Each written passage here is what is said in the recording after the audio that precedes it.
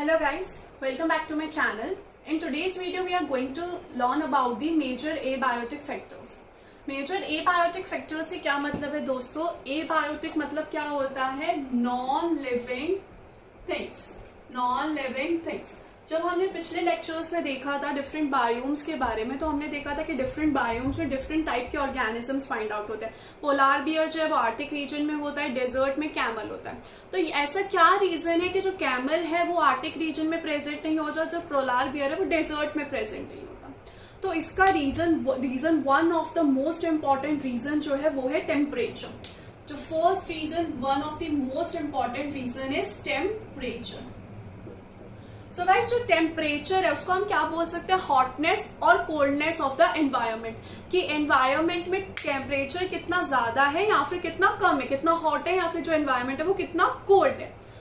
तो जो टेम्परेचर होता है वो वेरी करता है seasonally. If we talk about Delhi, तो दिल्ली में जो समर्स है वहां पे टेम्परेचर जो है बहुत ज्यादा रहता है, 40 डिग्री सेल्सियस पे रहता है. वहीं अगर हम विंटर की बात करें तो टेम्परेचर जो है वो 8 डिग्री 9 डिग्री पे रहता है. तो जो टेम्परेचर है वो वेरी करता है. Temperature vary according two seasons के अकॉर्डिंगली टेम्परेचर जो है वेरी करता रहता है. प्लस अर्थ में डिफरेंट रीजन्स पे डिफरेंट टाइप का टेम्परेचर एग्जिस्ट करता है. इफ वी सी अर्थ, अगर हम अर्थ की बात करें तो अर्थ का जो सेंटर रीजन होता है उसमें उसको क्या बोलते हैं हम? इक्वेटर बोलते हैं. तो अगर हम सनलाइट की बात करें तो इक्वेटर पे डायरेक्टली सनलाइट पड़ती है. वहीं अगर हम टूवर्ड्स द पोल की बात करें तो वहां पे जो सनलाइट है वो एट अ एंगल पड़ती है. ये पोल एंड पोल पे जो सनलाइट है वो एट अ एंगल पड़ती है. तो इक्वेटर की तरफ जो टेम्परेचर होगा वो मैक्सिमम होगा.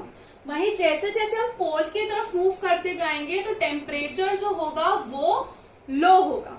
In fact if we talk about, अगर हम पोल की तरफ from the equator if we move towards the pole by 10 degree latitude, अगर हम 10 डिग्री लैटिट्यूड से पोल की तरफ बढ़ते हैं तो हर 10 डिग्री पे 6.4 से 6.5 डिग्री सेल्सियस ऑफ टेम्परेचर में चेंज आता है. टेम्परेचर में क्या आएगा? चेंज आएगा हर 10 डिग्री लैटिट्यूड पे, और वो जो टेम्परेचर क्या होगा? रिड्यूस हो जाएगा. वहीं अगर हम एल्टीट्यूड की बात करें, एल्टीट्यूड यानी कि moving towards the upside, towards the mountain और टुवर्ड्स द अपसाइड. अगर हम एल्टीट्यूड की बात करें, एल्टीट्यूड में अगर हम हर 1000 किलोमीटर पर 1000 किलोमीटर पे भी सेम 6.4 से 6.5 डिग्री ऑफ टेम्परेचर में फर्क आएगा. जो टेम्परेचर है वो रिड्यूस हो जाएगा किससे? 6.4 से 6.5 डिग्री सेल्सियस. तो ये तो थे इक्वेटर की बात और पोल की बात. लेकिन जो टेम्परेचर है वो डेजर्ट रीजन में, जैसे डेजर्ट रीजन में जो टेम्परेचर है वो क्या रह सकता है? More than 50 degree celsius, 50 degree celsius से भी ज्यादा रह सकता है. लेकिन there are some exceptions also, जहां पे जो कंडीशन है वो एक्सट्रीम रहती है. जैसे कि फॉर एग्जाम्पल हॉट स्प्रिंग्स. यहाँ पे एक्सेप्शंस क्या है? जहां पे जो कंडीशंस है टेम्परेचर की बहुत ज्यादा रहती है. तो first exception is what? Hot spring.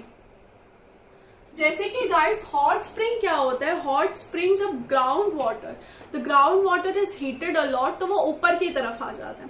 तो वो जो हीटेड वाटर है, ग्राउंड वाटर है, उसको हम क्या बोलेंगे? हॉट स्प्रिंग बोलेंगे. ये क्या होता है? Heated ground water. यहाँ पे जो टेम्परेचर होता है nearly, it can be nearly 100 degree Celsius, approx 100 degree Celsius तक यहाँ पे जो टेम्परेचर पहुंच सकता है. यहाँ पे ऑर्गेनिज्म सरवाइव कर सकते हैं. और क्या होता है? और होता है हाइड्रोथर्मल वेंट्स. जो हाइड्रोथर्मल वेंट्स है वो भी हॉट स्प्रिंग होते हैं. लेकिन वो हॉट स्प्रिंग कहाँ पे होते हैं? ओशन बेड्स में. जो ओशन का फ्लोर है वहां पे प्रेजेंट होते हैं हाइड्रोथर्मल्स. तो ये कहाँ पे प्रेजेंट होंगे?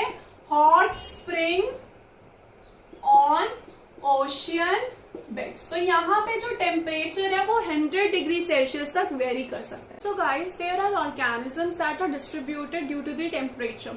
और वो एक पर्टिकुलर जगह पे ही फाइंड आउट हो सकते हैं. फॉर एग्जाम्पल अगर हम कंसीडर करें मैंगो को, एग्जाम्पल अगर हम कंसीडर करें मैंगो को, तो जो मैंगो है वो कहाँ फाइंड आउट होते हैं? इंडिया में फाइंड आउट होते हैं। क्या वो कनाडा और जर्मनी में मिल सकते हैं? हमें नहीं मिल सकते, क्योंकि जो जर्मनी और कनाडा का टेम्परेचर है फ्रीजिंग टेम्परेचर होता है। वहीं जो इंडिया का टेम्परेचर है वो मॉडरेट टेम्परेचर होता है, जिसमें मैंगो का जो ट्री है वो आराम से ग्रो हो सकता है। इसलिए जो मैंगो है वो हमें इंडिया में मिलता है due to the moderate temperature in India, and it can't be found in Canada as well as in Germany because here the temperature is freezing. इधर जो टेम्परेचर होता है वो फ्रीजिंग होता है, जिसकी वजह से ये दोनों जो मैंगो जो है वो कनाडा और जर्मनी में नहीं फाइंड आउट होता है। सिमिलरली जो पोलार बियर है वो आर्टिक रीजन में फाइंड आउट होता है, बट यहाँ इंडिया में फाइंड आउट नहीं हो सकता। ये आर्टिक रीजन में जो है कोल्डर टेम्परेचर है, यहाँ पे जो है हॉट टेम्परेचर रहता है। पोलार बियर यहाँ पे सर्वाइव नहीं कर सकता।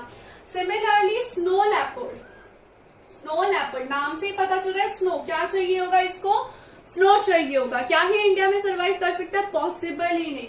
और it can't survive in India, या फिर क्या कह सकते हैं हम इंडिया में कोई भी स्टेट, केरला जैसे कि जहां पे टेम्परेचर क्या रहता है? हाई रहता है, तो ये वहां पे सरवाइव नहीं कर पाएगा। रीजन क्या है कि ऑर्गेनिज्म सरवाइव नहीं कर पाते? Reason is, the first reason is, the most important reason is kinetics of enzyme. Enzyme क्या होते हैं दोस्तों? एंजाइम आर द मॉलिक्यूल्स जो हमारी बॉडी में रिएक्शंस करवाते हैं, रिएक्शंस को फास्ट करवाएंगे, रिएक्शंस करवाएंगे। इनको क्या बोलते हैं? हम एंजाइम्स बोलते हैं। तो एंजाइम हमारी बॉडी के लिए बहुत ज्यादा इंपॉर्टेंट है। जो भी मेटाबॉलिज्म होगा, कैटाबॉलिज्म होगा, सब कौन करवाएंगे? एंजाइम्स करवाएंगे। तो जो काइनेटिक्स होती है यानी कि रेट ऑफ रिएक्शन, अगर टेम्परेचर बढ़ जाएगा या कम हो जाएगा, तो जो काइनेमेटिक्स है यानी कि जो रेट ऑफ रिएक्शन है वो स्लो हो जाएगी अगर टेम्परेचर में चेंज हुआ तो जिसकी वजह से क्या होगा? एंजाइम्स प्रॉपरली काम नहीं कर पाएंगे।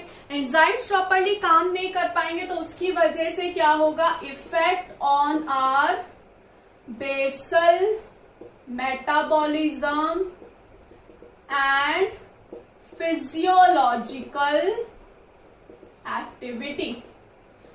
तो अगर टेम्परेचर में थोड़ा सा भी फर्क आया तो एंजाइम जो है प्रॉपरली हमारी बॉडी में फंक्शन नहीं कर पाएंगे, जिसकी वजह से हम क्या है? डिफरेंट टेम्परेचर्स पे सर्वाइव नहीं कर पाएंगे। ठीक है, अब डिफरेंट टेम्परेचर में भी सर्वाइव करने के हिसाब से दो ऑर्गेनिजम्स होते हैं, एक होते हैं यूरीथर्मल और एक होते हैं stenothermal. There are two type of organisms, one is eurythermal and the second one is stenothermal. देखो दोस्तों, नाम से पता चल रहा है थर्मल मतलब क्या होगा? थर्मल मतलब होता है टेम्परेचर। ठीक है, थर्मल से तो पता चल गया, थर्मल मतलब है टेम्परेचर, यहाँ पे भी थर्मल मतलब है टेम्परेचर। यूरी मतलब क्या होता है? यूरी मतलब होता है वाइट, और स्टीनो मतलब क्या होता है? स्टीनो मतलब होता है नैरो। तो wide temperature and narrow temperature, यानी कि यूरीथर्मल वाले कैसे ऑर्गेनिजम्स होंगे? जो कि वाइड रेंज ऑफ टेम्परेचर को अडेप्ट कर सकते हैं। जिनको हम वाइड रेंज में भी लेकर जाए तो वो क्या करेंगे? अडेप्ट कर सकते हैं। जैसे कि मैमल्स जो है वो अडेप्ट कर सकते हैं वाइड रेंज ऑफ टेम्परेचर। तो इसमें क्या आएंगे? वाइड रेंज ऑफ टेम्परेचर कि में भी क्या कर सकते हैं? वो ऑर्गेनिज्म सर्वाइव कर सकते हैं। लेकिन इधर क्या करेंगे? Organism can survive into narrow range of temperature. यहाँ पे जो ऑर्गेनिज्म है बहुत कम टेम्परेचर पे ही सर्वाइव कर पाएंगे, मतलब बहुत नैरो रेंज में। अगर आपने थोड़ा सा भी फ्लक्चुएशन कर दिया, समझो अगर कोई ऑर्गेनिज्म 30 डिग्री से 40 डिग्री सेल्सियस के नैरो रेंज पे ही रह सकता है, अगर आपने उसको 50 डिग्री, 60 डिग्री, 20 डिग्री, 10 डिग्री दे दिया तो वो सर्वाइव नहीं कर पाएगा। ये जस्ट एक एग्जांपल था टू एक्सप्लेन स्टीरोथर्मल। वहीं जो यूरीथर्मल है वो वाइड रेंज के जो टेम्परेचर है उसको सर्वाइव कर पाएगा। इसी में जो ऑर्गेनिजम्स होते हैं वो और दो बेसिस पे डिवाइडेड होता है, एक होता है एक्टोथर्मल और एक होता है एंडोथर्मल। तो उसको देखते हैं हम। तो one is ectothermal and the another one is endothermal. नाम से पता चल रहा है एक्टो मतलब बाहर एंड एंडो मतलब अंदर। The two organisms are ectothermal and the another one is endotherm. Okay, ecto का मतलब आउटसाइड, बाहर, एंड थर्मल का मतलब वंस अगेन टेम्परेचर, आउटसाइड। तो इसका मतलब क्या हुआ, एक्टोथर्मल में ऐसे ऑर्गेनिजम्स आते हैं जिनका टेम्परेचर चेंज हो जाता है अगर एनवायरमेंट में टेम्परेचर में चेंज हुआ। समझो अगर एनवायरमेंट में हो गया 20 डिग्री सेल्सियस तो उनकी बॉडी में भी कितना टेम्परेचर होगा 20 डिग्री, बाहर हो गया 30 डिग्री तो उनकी बॉडी में भी कितना हो जाएगा 30 डिग्री। यानी कि जैसे जैसे बाहर के एनवायरमेंट में टेम्परेचर चेंज होगा वैसे वैसे उनके जो अंदर का एनवायरमेंट है वो भी चेंज होता रहेगा। तो inner temperature change according to the environmental temperature। तो क्या ये ऑर्गेनिज्म ज्यादा टेम्परेचर, ज्यादा वाइड रेंज ऑफ टेम्परेचर में सर्वाइव कर पाएंगे? नहीं सर्वाइव कर पाएंगे। तो इनमें क्या आते हैं, इन एक्टोथर्मल को एक और नाम भी बोला जाता है पोइकिलोथर्मिक ऑर्गेनिजम्स भी इनको बोला जाता है, या फिर कोल्ड ब्लडेड ऑर्गेनिज्म भी इन्हें बोला जाता है। कोल्ड ब्लडेड का मतलब ये नहीं कि उनका खून ठंडा होता है, कोल्ड ब्लडेड का मतलब कि उनका जो टेम्परेचर है वो आउटसाइड टेम्परेचर के हिसाब से चेंज होता जाता है। तो इसमें एग्जाम्पल में आ जाते हैं प्लांट्स में, जैसे कि मैंगो, हमने अभी देखा था मैंगो, या फिर पीपल। वहीं इनमें एनिमल्स में आ जाएंगे लिजार्ड, एम्फीबियंस। ये जो है वाइड रेंज ऑफ टेम्परेचर में सर्वाइव नहीं कर पाते, ठीक है। अगर हम एंडोथर्मल में देखेंगे तो endothermal organisms are the organism which can maintain their inner temperature, यानी कि बाहर कुछ भी टेम्परेचर चेंज हो रहा है लेकिन वो अंदर अपना टेम्परेचर एक जैसा रख सकते हैं। जैसे कि फॉर एग्जांपल ह्यूमस जो है अपना इनर टेम्परेचर 37 डिग्री सेल्सियस पे रख सकते हैं। क्या बाहर की ठंडी गर्मी के हिसाब से उनका इनर टेम्परेचर चेंज होता है? नहीं होता, सिमिलर लेता है। तो इनर टेम्परेचर इज कांस्टेंट, ठीक है, एनवायरमेंट के हिसाब से चेंज नहीं होता है। इनमें एग्जांपल्स क्या होते हैं, इनमें एग्जांपल्स है मैमल्स, बर्ड्स, और प्लांट्स में इनमें क्या एग्जांपल्स होंगे, प्लांट्स में इनमें एग्जांपल्स है for example oak tree and roses, ठीक है। तो ये था टेम्परेचर के बेसिस पे distribution of the organisms and temperature जो है वो कैसे इफेक्ट करता है ऑर्गेनिज्म के ऊपर। ओके गाइज, सो हमने अभी देख लिया है टेम्परेचर के बारे में। अब जो नेक्स्ट एबायोटिक फैक्टर होता है जो कि बहुत इंपॉर्टेंट होता है for the biotic organisms is water. Water जो है वो टेम्परेचर के बाद बहुत ही ज्यादा इंपॉर्टेंट रोल प्ले करता है फॉर द ऑर्गेनिज्म। तो जो सेकेंड है that is water. So guys as we know कि जो फर्स्ट लाइफ ओरिजिनेट हुई थी वो कहाँ हुई थी, वाटर में हुई थी। जो first life originated in water, and water is one of the most essential abiotic factor। क्या हम वाटर के बिना अपनी लाइफ इमेजिन भी कर सकते हैं? That's not possible.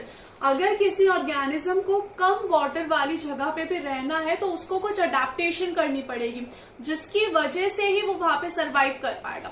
For example if you take an example of desert, तो डेजर्ट में कोई ऑर्गेनिज्म सरवाइव करने के लिए अडेप्टेशन लेता है। फॉर एग्जाम्पल कैमल जो है उसके पास हम्प होता है, जिस हम्प में वो वाटर स्टोर करके रखता है, जिसकी वजह से ही वो क्या कर पाएगा, सरवाइव कर पाएगा। या वो वाटर कहाँ से लेता है, फैट से लेता है, या फिर फूड के मेटाबॉलिज्म से लेता है।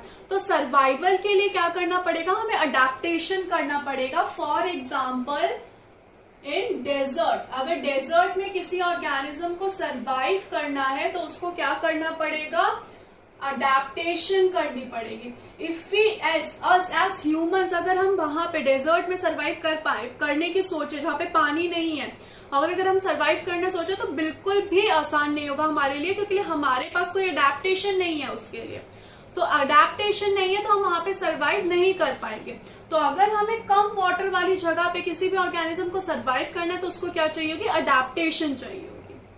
तो क्या हम बोल सकते हैं कि जहां पे पानी अबंडेंट है वहां पे जो ऑर्गेनिज्म है वो आराम से सरवाइव कर सकता है? तो उसका आंसर भी नो है। अगर कोई ऑर्गेनिज्म बहुत वाटर वाली जगह पे भी रह रहा है तो उसको क्या करनी पड़ेगी, अडेप्टेशन करनी पड़ेगी।